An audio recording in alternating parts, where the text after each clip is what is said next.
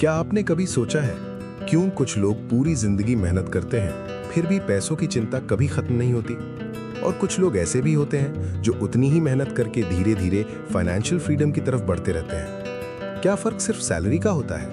नहीं। Rich dad poor dad के author Robert Kiyosaki कहते हैं कि असली फर्क पैसे से नहीं, पैसों के बारे में आपकी सोच से शुरू होता है।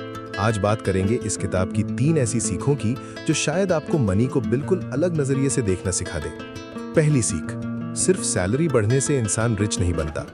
जब हम करियर शुरू करते हैं तो हमारा पहला गोल होता है एक अच्छी जॉब, फिर प्रमोशन, फिर और बड़ी सैलरी। लेकिन क्या आपने नोटिस किया है, कई लोगों की इनकम बढ़ती रहती है लेकिन महीने के आखिर में उनके पास फिर भी कुछ नहीं बचता। क्यों? क्योंकि इनकम बढ़ने के साथ साथ लाइफस्टाइल भी बढ़ जाता है। नई कार, महंगा फोन, बड़े एक्सपेंसेस, और फिर वही सैलरी फिर कम लगने लगती है। इस किताब की सबसे बड़ी सीख यही है, अगर इनकम बढ़ रही है लेकिन सेविंग और इन्वेस्टमेंट नहीं बढ़ रहे तो सिर्फ इनकम बढ़ने से कुछ नहीं बदलता। दूसरी सीख, एसेट और लायबिलिटी का फर्क समझो। यही वो लेसन है जिसने इस किताब को पूरी दुनिया में फेमस बनाया।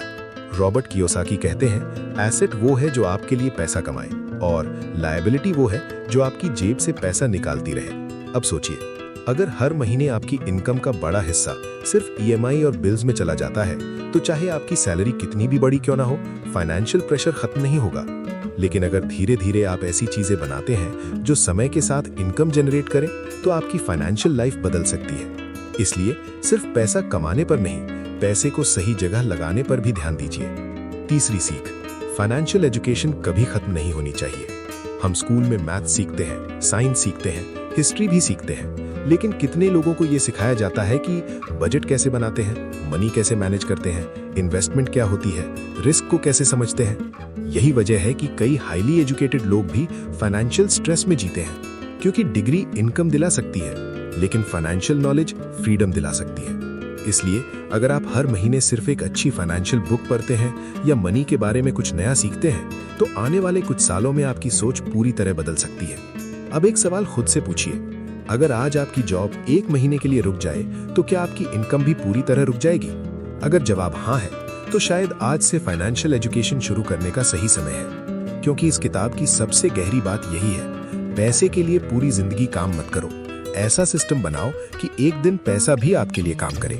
अगर इस पूरी किताब से मुझे सिर्फ एक बात चुननी पड़े तो मैं यही कहूंगा, रिच बनने की शुरुआत बैंक बैलेंस से नहीं, रिच बनने की शुरुआत फाइनेंशियल थिंकिंग से होती है। जिस दिन आप पैसे को सिर्फ खर्च करने की चीज नहीं बल्कि एक टूल की तरह देखना शुरू कर देंगे, उसी दिन आपकी फाइनेंशियल जर्नी बदल जाएगी। याद रखिए, हर बड़ा बदलाव एक सही डिसीजन से शुरू होता है, और शायद आज सीखी गई ये 3 बातें आपके आने वाले कई सालों के फैसले बेहतर बना दें। अगर आज की इस वीडियो से आपको मनी को देखने का एक नया नजरिया मिला हो तो इस वीडियो को लाइक जरूर कीजिए। नीचे कमेंट करके बताइए इन 3 सीखों में से कौन सी बात ने आपको सबसे ज्यादा सोचने पर मजबूर किया।